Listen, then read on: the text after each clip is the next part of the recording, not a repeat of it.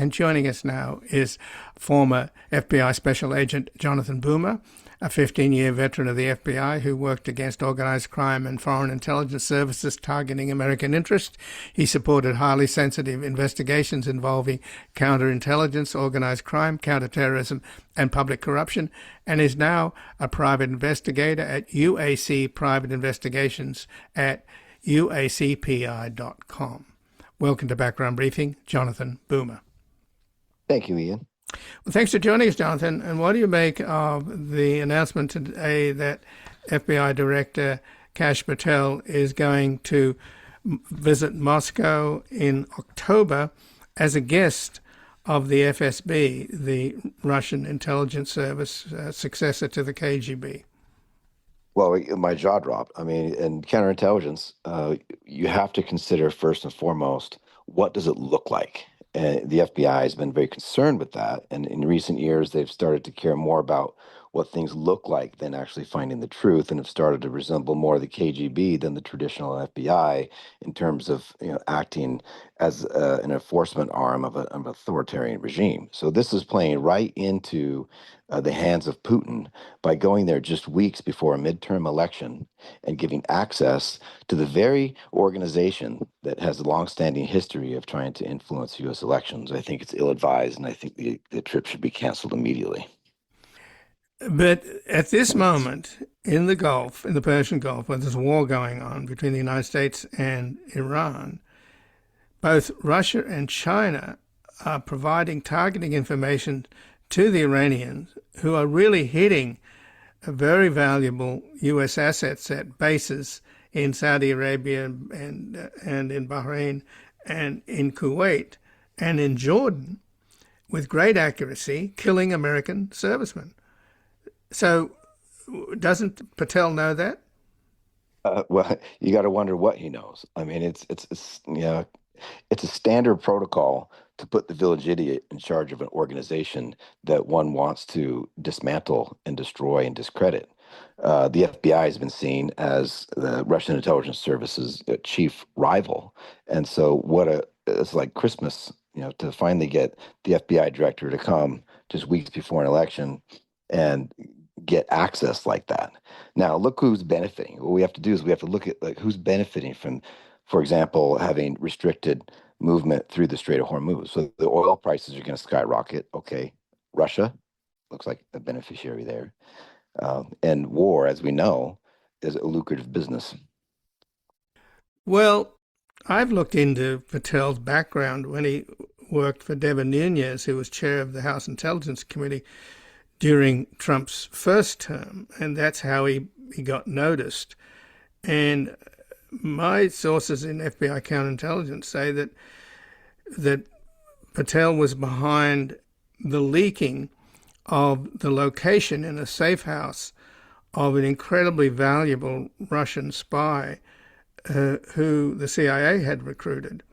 And this guy, Oleg Smolenkov, was the chief aide to the deputy foreign minister in the Kremlin. He was in and out of Putin's office, putting stuff on and off Putin's desk. So he was an incredibly valuable asset. And then when Trump got elected, he called up the CIA and said, "You got to get me out of town, because once Trump gets the briefings, he's likely to drop a dime on me and tell the Russians about me. And I've got to get out of town." So they arranged for him to take a vacation in Macedonia with his family, and they exfiltrated him back to the United States. And he was in a safe house. And this was during the Mueller investigation. And somebody called up the CNN and other news organizations and gave the location of this safe house, and all the TV cameras showed up there, and they have to put this guy and his family into witness protection.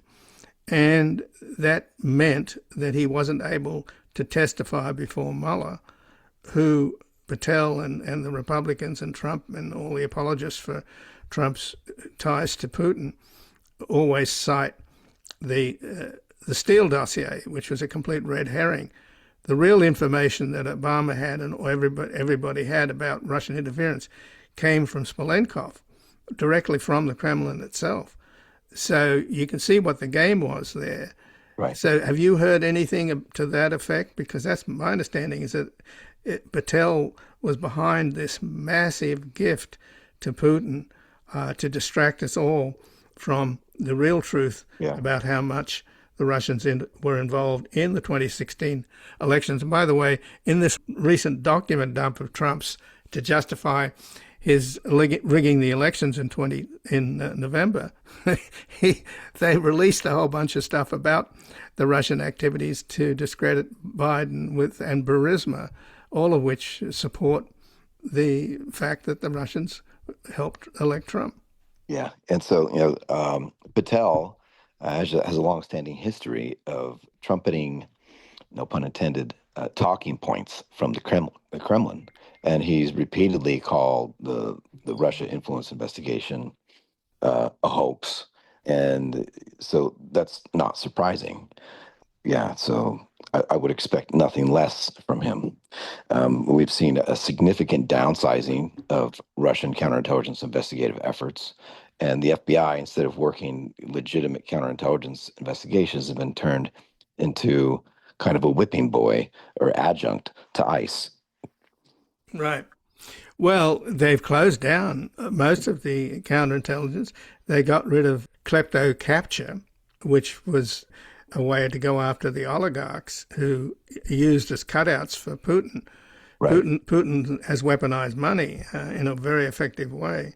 And of course, we know how vulnerable our political campaigns are to foreign money. So, Yeah, I was specifically involved in those efforts to track down the some odd $20 billion plus that was embezzled and laundered through Eastern European countries and through the Donbass area. And yeah, and that was a noble effort to track down those funds and return them to the Ukrainian people.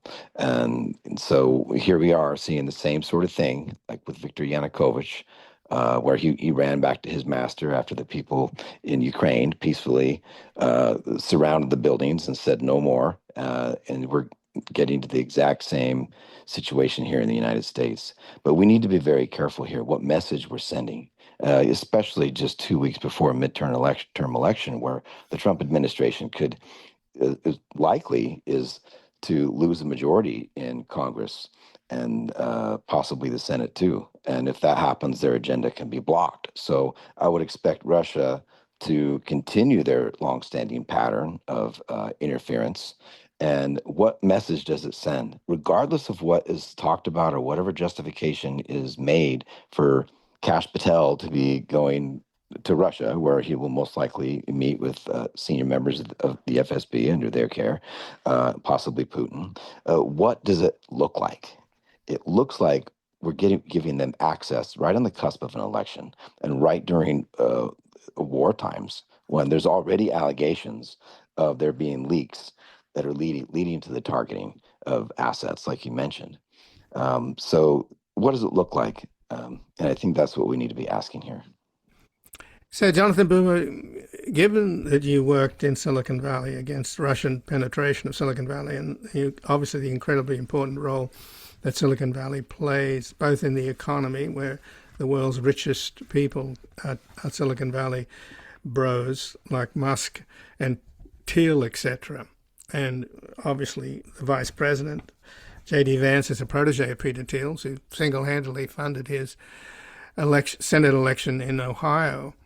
So you were working on investigations of Peter Thiel and Elon Musk, of the venture capital firm Rusano USA, which is a Russian front, the Russian oligarch Yuri Milner, the Russians sending in sex workers to bars in Menlo Park and other Silicon Valley places, watering holes, and most of all, this woman known as Putin's Kiss, because she was a member of Nashi. I think she might have been the leader of Nashi, actually, or even the founder, which was the youth group like the Hitler Youth that Putin had.